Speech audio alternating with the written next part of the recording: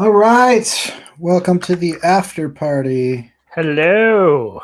And Yes, this is the after party for the Indie Review Show, which is at irsagency.com.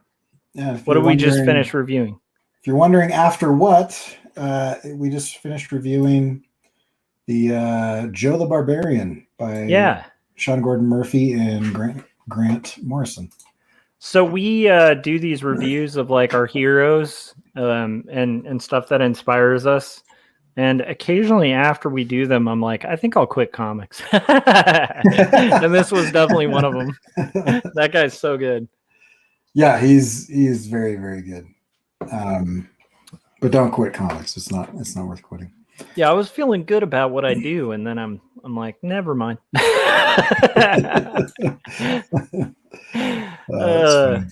So how are you doing, man? I'm good. Yeah, just making progress on a couple different projects.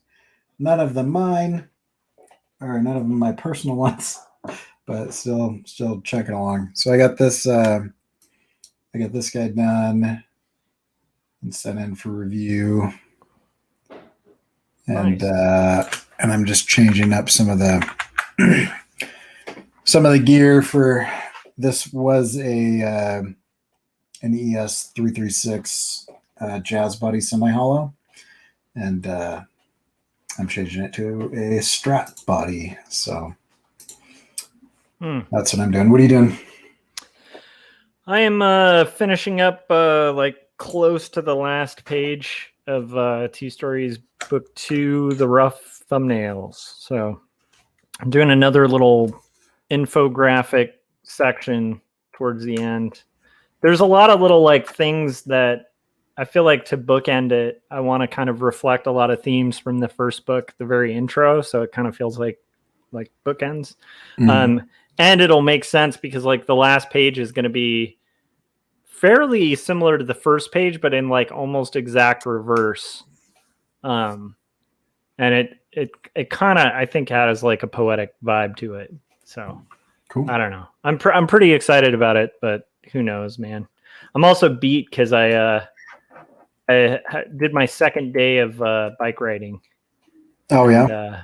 Yeah, and like this time I got 3 miles, and it was like 95 degrees, which is better than the 105 when I first, or 104 when I first trekked my first mile. So I feel like it's going to be good, though, because it is fun, and holy crap, it's good cardio.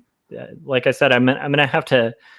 I have avoided like the plague getting like biker gear, but I definitely am gonna have to get like some kind of jersey or something that's made of that like non-sweaty material because my shirt was like soaked.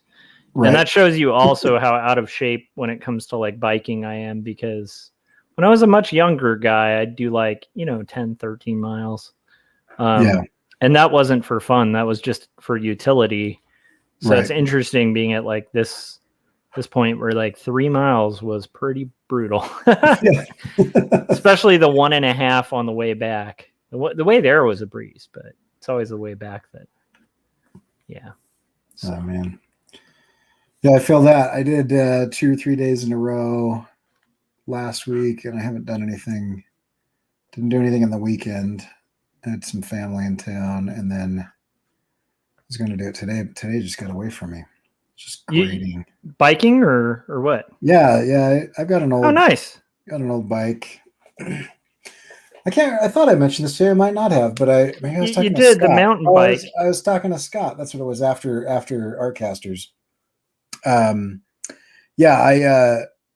You were doing it, and I was like, oh, that's a good idea, because I did this whole thing and realized how incredibly out of shape I was because I got winded just doing very little. Yeah. And I was like, I gotta take care of that. So yeah, it's a rough thing, man. Being like 40s is a lot different. Yeah. Not to sound like old men to anybody listening to this, but we are old men. Right. And I'd like to, not get winded doing normal things. But I mean, I did hit the river twice. So yeah, I was just thinking like the kayaking, it's got to be like an insane kind of workout. Like, because it's not cardio though, because I'm not like, paddling hard, for hours. But I mean, we went for like 90 minutes on Friday afternoon, and then you're gone for like 6 hours on Saturday. So it is a big chunk for sure. But yeah, it was fun. nice. Fun. Let's see. Oh man, I'm so sick of. And then I don't know if I've sold you on the Power Comics thing yet. Have I? I tried the YouTube channel. Uh-huh. And I watched several episodes, and I am not sold. Oh, I am so sold. I am so into it. I am so digging it. It's like, I mean, I love that they're seeking out comics that are awful, are horrible. But they're kind of amazing. Like, I do see the charm in it. Like, I'm pretty sold on it. Like, I think there's something really kind of, I don't know, fascinating about it. I just don't get it. I mean, I don't know. There's something about the limited amount of time I have on this planet. It's just it getting eaten away with the garbage that they're talking about. Just like, it's just. I don't think it's bad enough for me to. I don't think it's bad enough for me to enjoy it. It's not like there's some stuff that's so awful that you're like, yeah, I could sit here and do this. But I also wonder if I've like not like aged out, but something with like MST3 Key or whatever, Mystery Science Theater 3000. Yeah, it's like love stuff like that. I feel like it is kind of like a bad movie, like the one you mentioned, actually, the Reptar or Reptilicus. Yeah, Reptilicus. Right. It's got that vibe to it, and I think the thing I love about it, and this is a thing, like, I will say, and I've always felt this way, I've even said this to like students, I would rather see somebody like put in like 110% on like a piece of crap. Yeah. And I'd rather look at that than like a half-assed, like finely executed thing.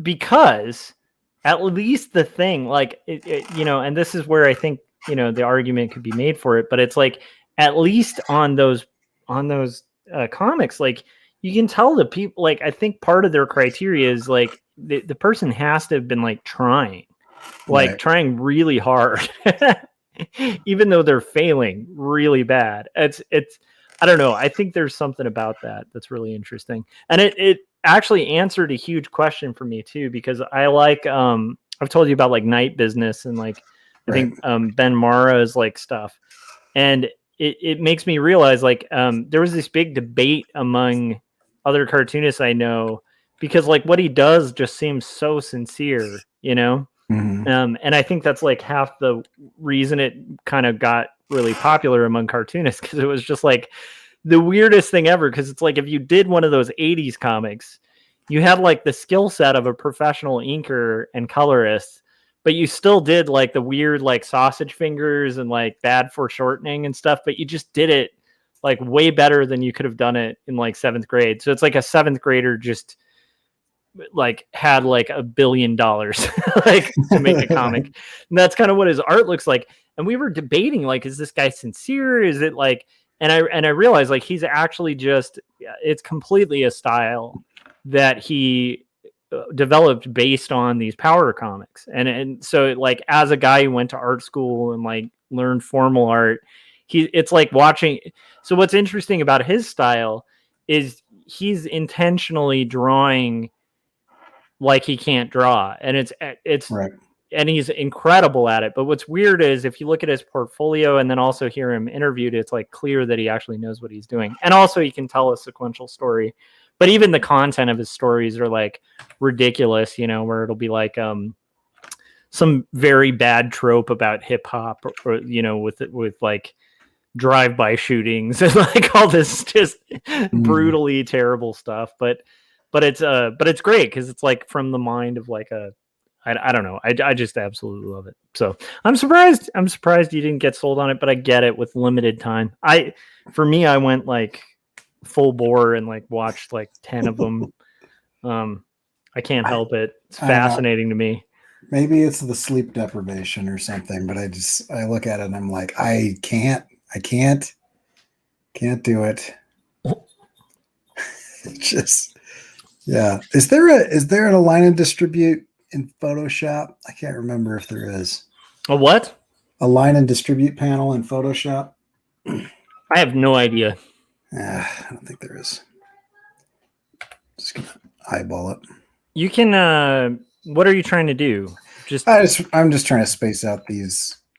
Dude, just do one, copy it, and then Command D, Command D, Command D, Command D. You know, you can Command D in Photoshop though. To duplicate, yeah, for sure. Like duplicate, yeah, but I mean to space out. So like that, and then Command D. That should have worked. It's weird. Maybe you can't. Yeah, I know that's an Illustrator thing, but not a. Never mind. I don't know, dude. It's fine. I don't know either. So if you figure it out, let me know, because I want to learn. So that would be cool. Let's explore together. Okay. I just want to get this guitar done so I don't have to think about it anymore. Yeah, I'm kind of getting there with this book. Yeah. But mainly just this section of it. So I've been intentionally like, even when I've been doing live streams and stuff, Gary said you could use a grid overlay to eyeball it. That's a good point. You could just throw like a grid, measure it that way. Yeah. I think if I cared more about this, but this is why this stuff takes me 9 billion years, is because I'm like, I forget, like, this is going to be on the screen for, a split second at any size where anybody would ever notice. And then if it's perfect, why not just use a photograph? Yeah, agreed. Also, with a guitar,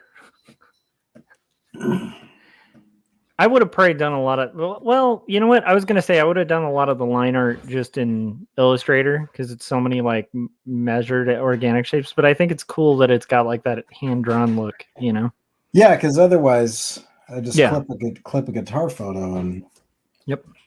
Yeah, because I mean, I think it'd be a little weird if it was too realistic. Like with this, I mean, I don't know. With the style I'm going for. Just make sure you make it a Fender headstock and then just say send legal letters to and put the band's name on there. Yep. I will do that if they make me. Kidding around. That'll be in the credits. Credits, yeah. Or you could just do the pull of South Park and be like, so sue me, like at the end, like 50 times. Right. Anyhow, sorry. I still think that's pretty hilarious to end something that you're gonna get sued for by being like, what are you gonna do? Sue me? Anyhow, sorry. Okay, so let's see here. I'm sorry, we can't have legal conversations without showing pictures of gorillas on our live stream. I know. That needs to be a repeated thing.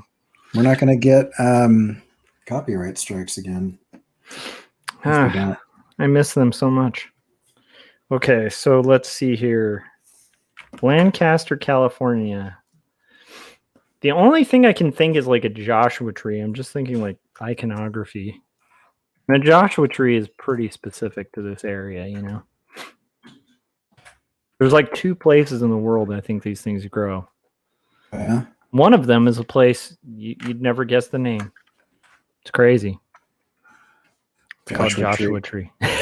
Yeah, exactly. That was my dad joke. It's a day after Father's Day. I can still pull it off, right? Yeah. Yeah. I think you have the right to do that all the time as a father. So you're good to go.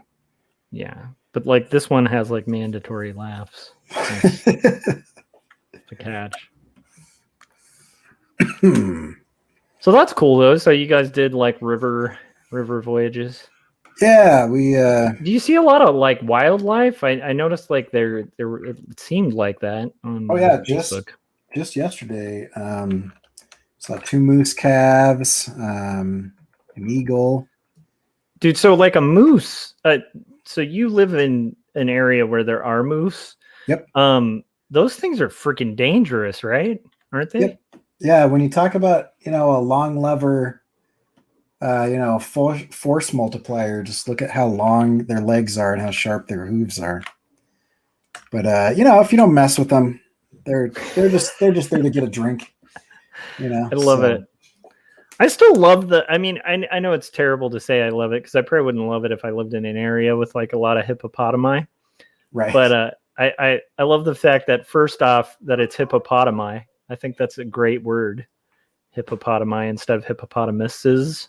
Mm-hmm. And then aside from that, the fact that they're like brutal killers, Right. but they're like these chubby, adorable little, I mean, huge, Right. monstrous things, but they're kind of cute. They look like a Right. giant pug. I don't know. There's something kind of charming about that.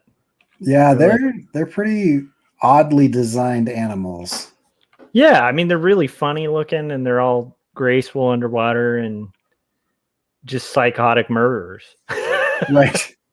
I mean, and the way that they kill, I think is kind of psychotic because I mean, they like intentionally keep rotting meat in between their teeth so that when they bite you, if you get away, you like die of infection because they're so diseased in their mouth.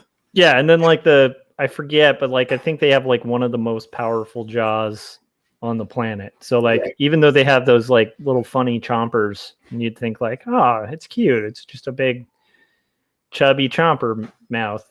Nope. That thing will like crush you like a like, Well, I mean, if you look at like their head design, yeah. that I mean, it's like their entire body seems like a muscle that just opens up their head and their mouth. Yeah, so my wife just came in with the random animal facts and was saying she's heard that they can chomp a crocodile in half. Oh man, that's so it's awesome. like, but I don't know. Like the thing is, I think they're really cool and cute, even though they're super dangerous. So yeah. Whereas bears like frighten the crap out of me, and there's nothing cute about a bear to me. Like I saw a YouTube video of like this woman pushing. Have you seen that? Like there's like a grizzly bear walking. It's terrible. It's like, so there's a grizzly bear walking on the dividing wall in like a suburb with her cubs. Like they're on top of the wall. Yep. Totally saw that.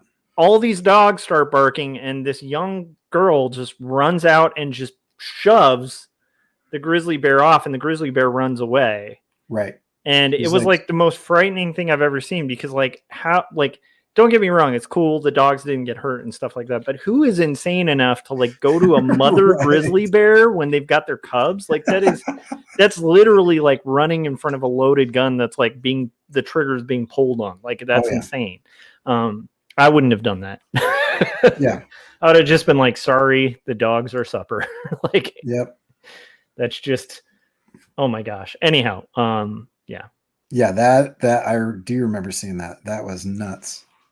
Gary was saying scheduling question for you guys. Was I doing monsters in 1 or 2 weeks? Let me see. I have it down. I think it was the 28th.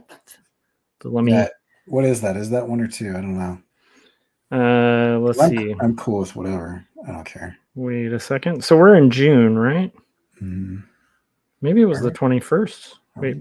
We are in the 21st. June 21st. The 28th would be next week. Oh, dude. Gary, you're up next week. I thought I was doing mine, but I guess you're doing yours next week. Sorry, Gary. but I did write it down in the calendar. So, okay, cool. I just forgot, and well, that's cool. That buys me more time. I can prep more carefully with Klaus, who I need to do justice to because I love Daniel Klaus. And I'm going to have to cover a lot of things with sticky notes because it's Daniel Klaus. So. Talk to me about your sticky notes, because like I see you. There's no possible way in my mind that you could actually read the amount of words that you have on those sticky notes while you're presenting. Yeah. So is it just the process of like making them as helpful, or? Yeah, I mean, I something I picked up in grad school, but for me, I retain information better if I take notes, and then if I have like the notes to just kind of quickly peek at, I can kind of keep on track. Right. So that's the thinking behind it. But the other sticky notes that I was talking about for Daniel Klaus aren't for notes. I'm just saying like there's some lewd stuff in his work. I see. Yeah. Yeah, because it's Daniel Klaus. So right. I'm tracking with you now. It kind of gets into like that weird kind of indie horror-y, jeez, quirky stuff, and you did that to me before. I'm just not a horror guy. Well, I think everybody says that, but then again, not really. No, I really am not. I just don't. It does. I don't like it. I mean, Klaus is interesting because it's not horror. It's more like it's just got like an indie. It's quirky and kind of weird and sort of explores the bizarre. Mm-hmm. So like the best way to kind of explain like Daniel Klaus is it's like walking into like some bizarre curio shop, like his stories. Mm-hmm. They're just like these very strange characters. A lot of it will explore just like weird social interactions and stuff like that. But yeah, it's good stuff. And honestly, just like the lettering and just art in it is incredible. So. But yeah, I understand. Like, I tend to not be like super into horror. Yeah, like a Velvet Glove cast. That's the thing, Adam. It's not really horror. It's just there's horrific things in Klaus's work. You know, I don't know if that makes sense. It's not. But he's not a horror writer. Like he's definitely. This is definitely a lot different than like, Charles Burns kind of stuff, where he's just like,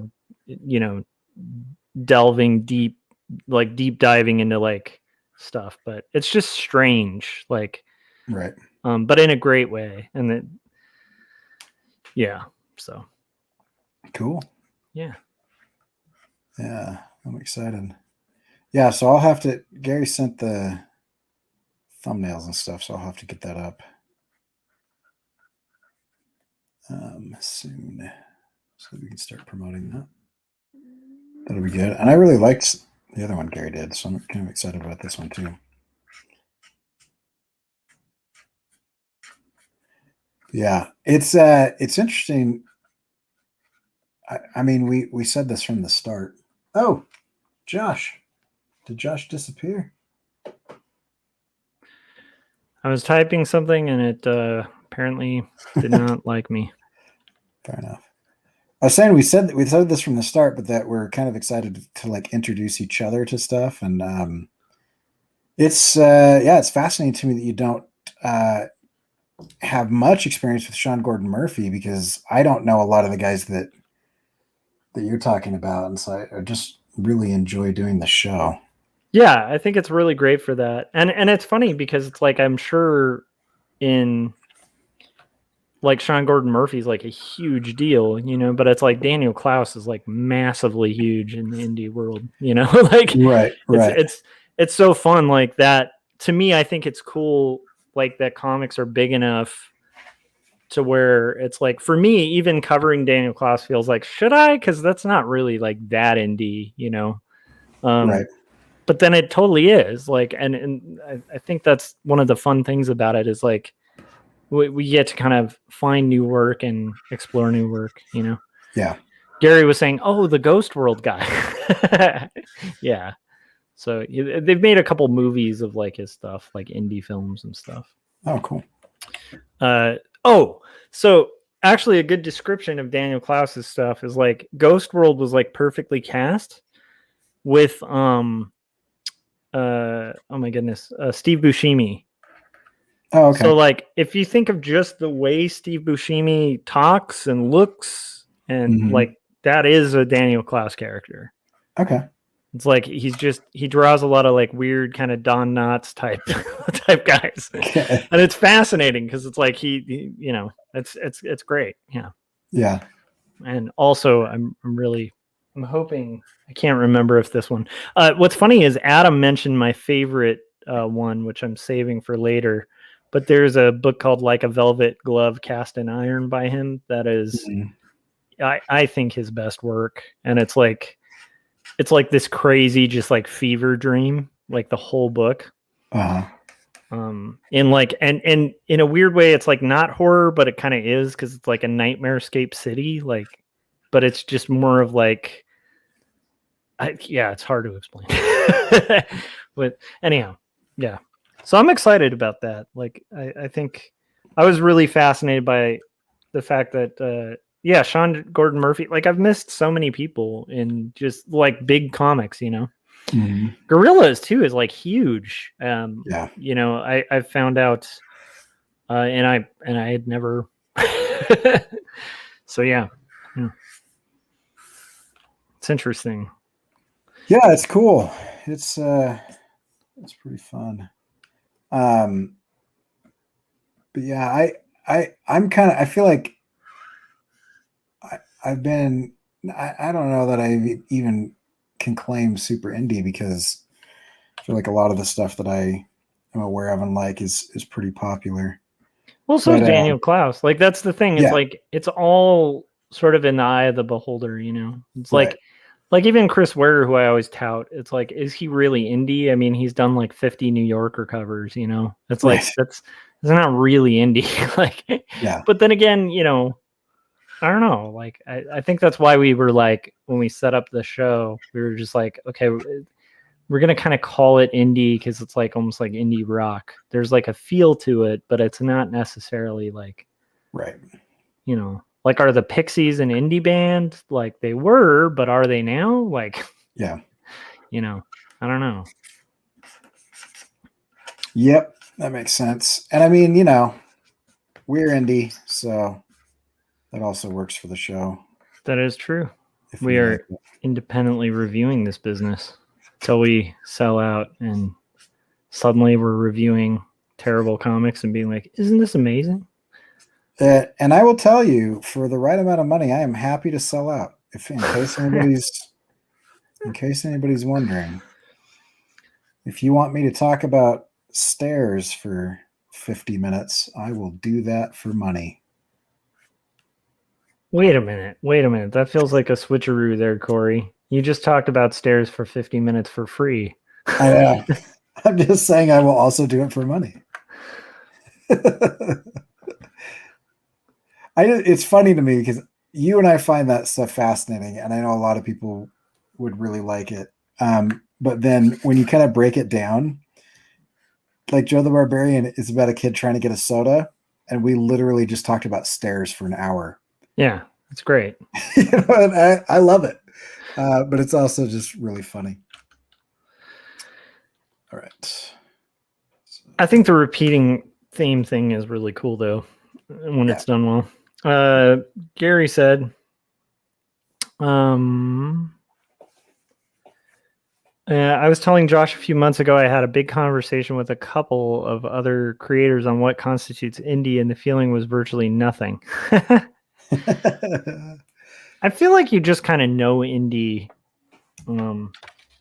Yeah. But it's weird because, that's... Yeah. I mean, if you look at Sean Gordon Murphy, I don't know how indie he is. I mean, he started on American Vampire. But I mean, he's got like one of the best-selling Batman books in recent history. It might have outsold like some of the ones that everybody mentions all the time. Because it went into like multiple printings, and they weren't like small printings. It wasn't like that thing where they're like, we won't print very many of these so we can say it's multiple printings. Like, it was like legit multiple printings. So I have a question for you, Corey. Yeah. On the on the Power Comics channel, when you checked it out, Yeah. Did you notice any of the mentions of the print runs that some of those like very terrible indie comics made like sales of? And like, for instance, like the very first one, which I'm going to forget the name of now. How could I forget? It was so good. No, but it's gonna make me sad, isn't it? Yeah. So let me see. Now I'm forgetting what that was called, and I can't believe it because it's pretty iconic. Let me look it up real quick. Hold on. Power Comics. I'm just gonna check out. It was like the first, the most iconic thing on their channel. Oh, come on. Okay, yes, it is. Where is it? John Tar. Uh-huh. So okay, there's this John Tar, which is a terribly drawn comic by a 15-year-old, right? Written by some weird German dude in like who just is clearly not the best writer. And they sold like, I think it said something like they were distroed and sold like 20,000 copies because this was the 80s. Yeah. And the early 90s, and in the very early 90s and the 80s, Diamond didn't have a stranglehold on distribution, so it was possible for an independent to get full distribution to a comic store, like even with like pretty bad quality stuff. It's just sad to think what's happened. Like, to me, it's sad to think, like, I mean, it's just sad to think that like indies are so restricted now on like their distribution channels. Yeah. When like there was a day and age where a 15-year-old could sell 20,000 copies of a terribly drawn comic. So if you equate that to like a good comic, like you could have probably made really decent numbers and gotten distribution without having to have like the seal of approval from Diamond. But I mean, who is you walk into it just makes me so mad. It makes me so happy. Mad. That 15-year-old is way more badass than I was. Because, like, you know, I drew terrible comics at 15. And I never finished a comic. Like, I think I made little pulps that I finished. Like, little, like, not pulps. I just called them pulps. But they were just zines, little tiny zines. Yeah. But, you know, I'd, like, photocopy them and give them to friends for, like, $1 or something. You know, because that's what it cost me to photocopy them.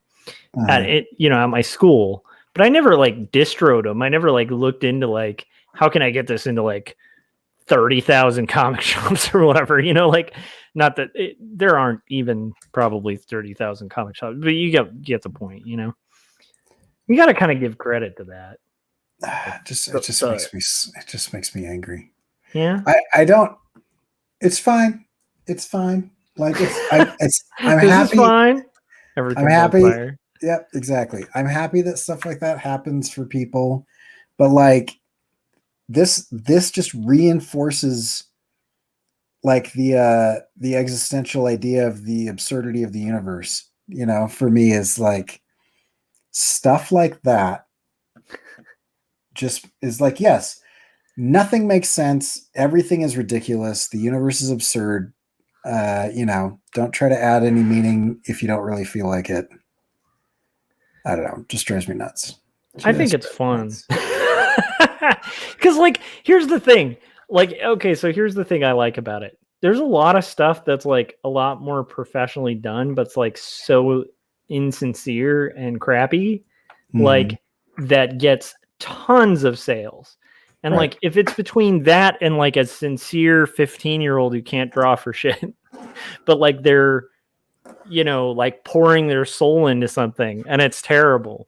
I'd rather have the 15-year-old who's pouring their soul into a terrible thing, like, succeed than the soulless vampire, like, who's acquired all the skills and is like dressing up like another costume superhero, you know, like, and making crap loads of money for being like formulaic, you know? I don't know if that makes sense. It's like, no, it does make sense, but you know, my problem is like, it's not so much that bugs me is like the like, who buys it? like who is like what you walk in You've got a limited amount of resources. You have $3 and you're going to buy a comic that day. And you look and you say, you know what comic I'm going to buy? John Tar. John Tar. Why not John Tar? It's okay. So like, I don't know. I guess the other thing is just like they're really appealing because of the strange aspect of like I don't know. I think about that too, but I also think about that with like a lot of things where it's like there's work that I know like more people should buy, and then yet for some reason they keep, kind of buying the same stuff that's like less impressive, So right. it's hard to say, I mean, And that doesn't bug you? it does, but it doesn't bug me as much when the person making the stuff is at least like somewhat sincere. Like I'd rather like Right. this might just be my own philosophy, but it's like I'd rather see somebody authentically failing and succeeding at failing Mm-hmm. than somebody like like a prepackaged kind of corporate thing would actually bug me more. So but I agree, it does. But I mean, the prepackaged corporate stuff, it annoys me on another level. Because it just annoys me because they could make it good. It's like it could be good, and instead of being good, it's just like, yeah, we don't have to. People have horrible taste, and they'll buy whatever I say to buy, and so I'm not even gonna try. So Gary was saying, but I think that with Transformers movies too, and I think that's a really good example. Like Transformers movies bug me more than like a really badly done indie film that succeeds. Oh, like absolutely. I'll take the badly done thing any day over like a monstrosity of like billions of dollars that everyone loves for some reason. I don't understand it. Do people love it? Dude, I mean, like if you look at the sales numbers, like a crap load of people buy tickets every single time they release one, and they get all excited about it. And it's like it's always Michael Bay, but they just go for it. They just eat it. I went in each time just because I just thought, they're gonna learn their lesson. I was so naive, they're gonna understand this time. They're gonna get it. I don't know. But see, don't you prefer if that cash is going to like a 15-year-old making John Tar, a barbarian ex-male stripper who stumbles upon an elf in a trash can and gets the elf powers to become a powerful superhero? That like I didn't know the elevator pitch, and now I'm fully behind it. It is so bad. It's great. I will never read it, but I'm cool with it now. Yeah, I'm kind of digging it. I don't know.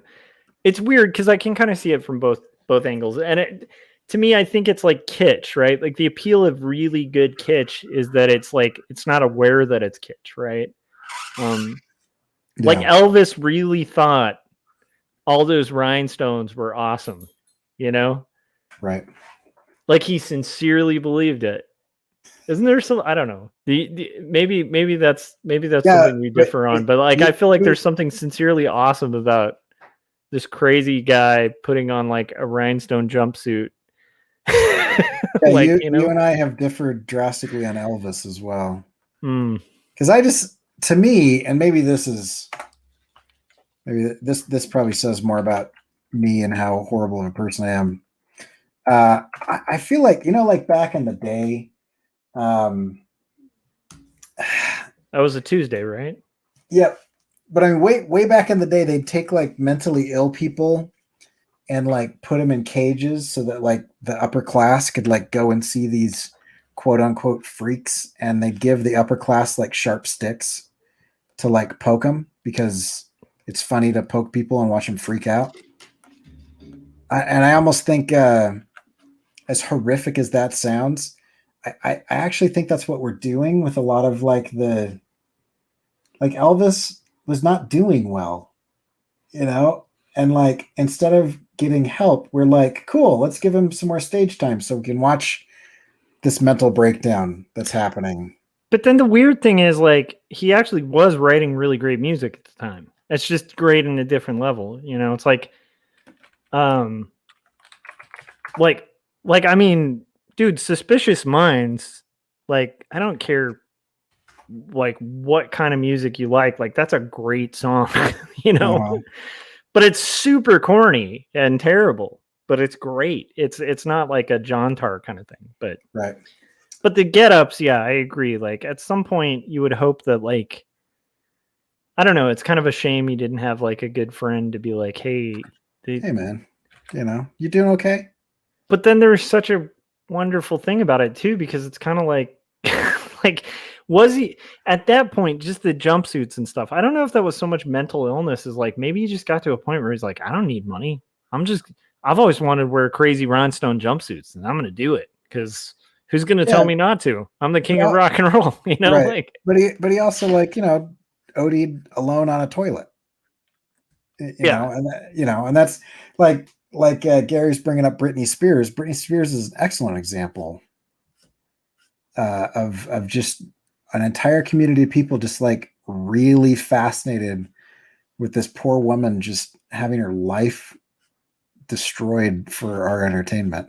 Yeah, see, I would totally disagree with the comparison there, but like on the fame level, yeah. But I mean, just like on a musicality level, hell no. Like, Oh, sure. like Oh, Britney no, no, Spears no, is yeah, no yeah, yeah. Elvis, you know, like No, Elvis is the reason we all wear jeans, you know, like. No, I'm not making Yeah. I'm not making a musician comparison. I'm making a celebrity Yeah. comparison. But you're right. I mean, like it's an interesting thing, and it's like Kanye's a really good example too. Although Right? honestly, in my opinion, Kanye has never been better than when he was a producer. Like when he was producing Jay-Z stuff, it was really tight, and then like most of his solo stuff's been like delusional and insane. I agree. Like people like watching car crashes, and I don't enjoy that aspect of it. Yeah. But I do enjoy like seeing just like an effort that like failed, but it's like still kind of noble in its own way. Yeah. And I think that's why, I mean, like, I'm kind of interested. That's what interests me in those comics, you know, like, because they actually remind me of like when I was a kid, and then I'm looking at like what like some of these 15-year-olds are doing, and I'm like, holy crap! Like I didn't have the commitment to do that. That's actually pretty incredible. A lot of it, you know. Right. Yeah. But it's just formally like horrible, you know. So it's got like this split charm to it. I don't know if that. I guess that's the tough part with humor, right? It's like it's always slightly at the expense of something, you know. Yeah. That is true. But yeah, I don't know about watching. Like, I never really get into like the gossip column stuff. That stuff's pretty boring. Yeah, sometimes it's really fascinating. Okay, question for a guitar player: if I leave the pickup jack off of this, does that matter? Wait, show me what you're talking about. The right here where you plug. Oh yeah, the input. Like if I've just got that, does that look weird? It's a little weird for a Strat, but it could be a modified Strat with a tele input. Well, let's do it. I'm tired of drawing this thing. Okay, you could just say it's a custom Strat with a tele input. I kind of want to say it's a freaking cartoon. Yeah. Do they have to be playing the same instruments, or can they just play the one that I already drew? You know, Corey, could you like redraw that and add like a animated eagle tattoo that goes caw when you zoom in, and just zoom in on like actually just animate me into your music video flexing my non-muscles. Yep. And on my non-muscle there will be an eagle that when I flex goes caw. Dude, I'm all about it. Might as well. Actually, I think I'm gonna have to draw that at some point. You've added too much detail to say it's a freaking cartoon. Too late now, buddy. That's from Gary. That's true. You have created your own prison here. Speaking of terrible musicians. Wasn't there a song about create my own prison? Yeah, I think there is. I forget. That was another one of those like kind of disasters. Like, because there was who's that? Creed, and it's like the guy kind of had a Jesus complex. Like Okay. he literally had music videos where he's like on a cross, like singing Oh, like jeez. anyhow, kind of a crazy, terrible band, but I feel like we watched that meltdown in real time. But then again, once again, another thing where people just ate it up, and I don't think they ate it up because they thought it was like a mental issue. I think people just like really bad music sometimes. That's for sure. Yeah. What terrible stuff do you like? You like B movies though. I did as a teenager, but I don't know if I mean, when you're 16, you just have so much more time on your hands. I feel like nowadays I'm like, is it worth investing, the few spare minutes I have into this thing? I I'd don't say know. for power comics, it is. It is. Corey. It's probably just a mood I'm in right now. No, I get it. I also have seasons with that kind of thing myself too, so I get it. Yeah.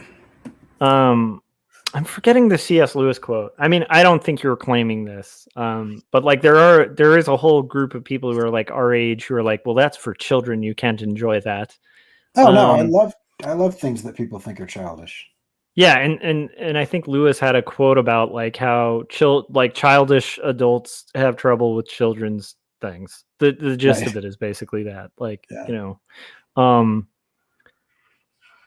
But yeah, I get the limited time thing because I definitely have that where people will be like, you have to check this out, and I'm like, I kind of no. Right. It's like this. There's this really important, show, and it's like I don't care about the premise or whatever, and I'm like, Yeah. yeah, but yeah, I mean, I've got to pick and choose. Like it's that, or something I'm actually enjoying, or time with my family, or time creating projects that I like. Yeah. So I struggle. I struggle when people are like, "Oh, you got to do that, whatever," and I'm like, "Yeah, but what if it sucks?"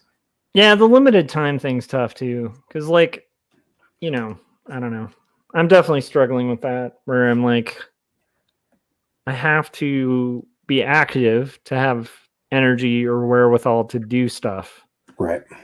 But then just making the time to do something active is like taking away from my time to do stuff. So then maybe I'll have the energy, but I just won't have the time. Right. This whole existence thing is a tough thing. Oh man. And sometimes it gets to the point where I'm like, I think about it way wrong. I think I talked to you about this. I was hanging out with some people and they started talking about like their favorite spots to pick berries. And I immediately was like, thought of like 20 other things that I could be doing with this hour rather than listening to people talk about where their favorite berry picking spots are. Okay, I'm going to keep that in mind because that was going to be the next topic I was going to bring up. I was going to be like, you know what, Corey, I've gotten really into is berry picking. I just want to tell you, like, there are some really decent huckleberry spots. You've mentioned this huckleberry thing, and that to me is so indicative of the area you live in. Because yeah. In LA, I think people are like, here's a place you can eat and not die. It's pretty awesome. Right. I mean, I have like a lot of my LA friends are like, you got to go to this burger joint, because they ship their oil in from Japan, and so I mean, there's kind of an equivalent of that, but the difference is you can drive to the burger joint and then drive away from it, and it doesn't take 3 hours of your day. And you I don't know. Gary's all about the picking berries, he just said, which I get, but I think Gary's more of like a foodie, and I don't mean that as a diss. Like, I think it's just true. I think Gary's more of a foodie type, and I'm not really for me, I don't, I almost wonder why, because I actually know a lot of people who like think a lot about food and like are like really into like specific areas, and I kind of am, but like I don't go out of my way to like find a lot of great food places. I just don't want to be hungry. Yeah, it's usually just kind of fuel that I'm intaking. Yeah. And then Gary's nature guy thing too, that I don't relate with at all. What's nature guy?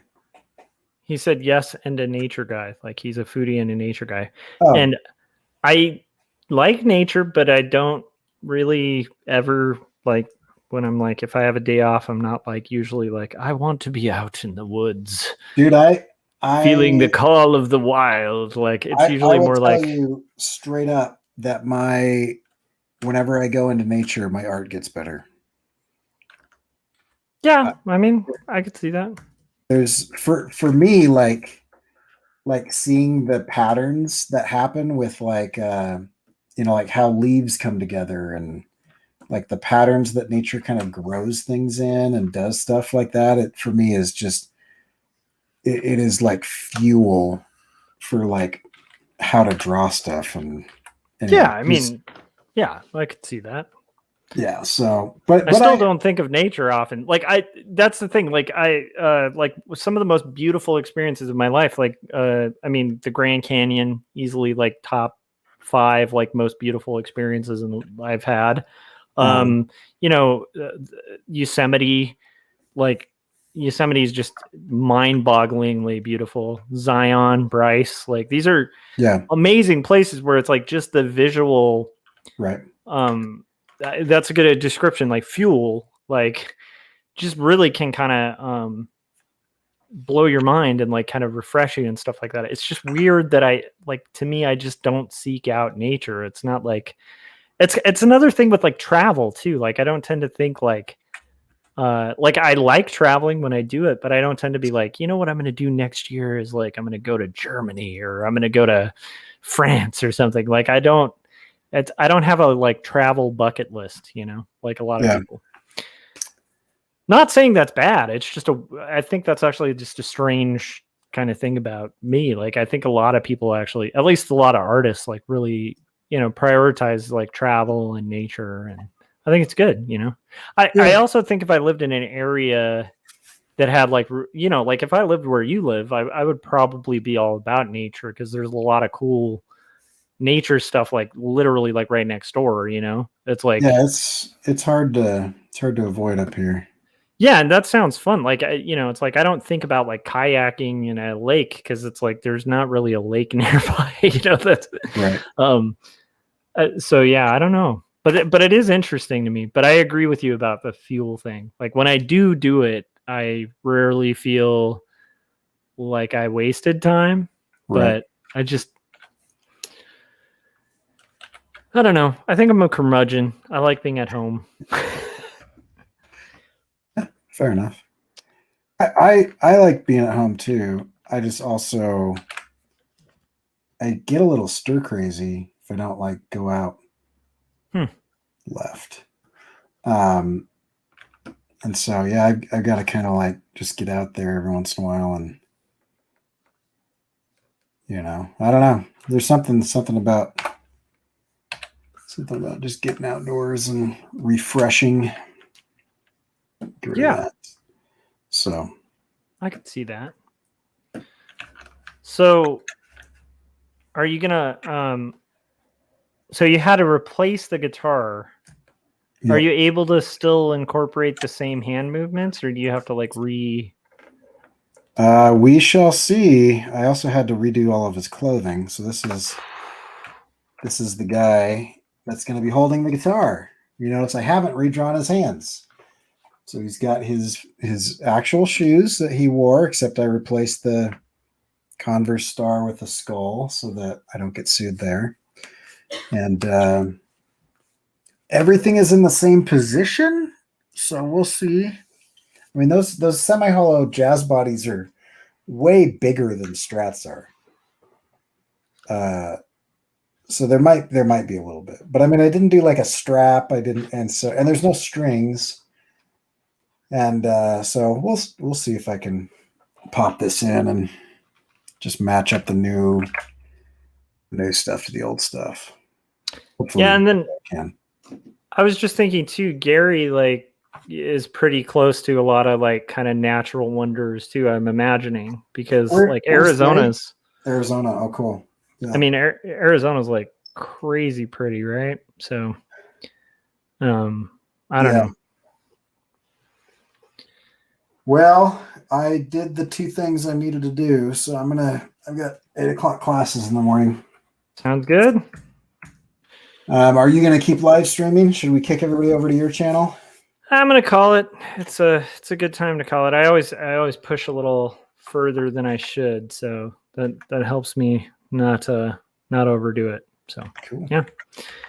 Well, so I will probably see you on a stream in a few, and yeah. Well, if you want to see Josh's stuff, go to joshuakemble.com, KEMBLE. Go buy his things on Amazon. 2 stories. And if you want to see my stuff, you can go to CoreyKerr.com. If you haven't yet, hit the thumbs up to tell YouTube that I am worth something, because without the algorithm's approval, I cease to exist. Just blink out of existence because Pixar didn't happen. And otherwise, thanks for showing up and sticking around watching, everybody. If you haven't watched that episode, go watch that episode. If you don't want the book spoiled too much, which I didn't do too much, you can buy it. I highly recommend it. And you can always do that at irsagency.com. And other than that, we will catch all of you guys later. So now I will push the button, and it'll take 20 minutes to end the broadcast.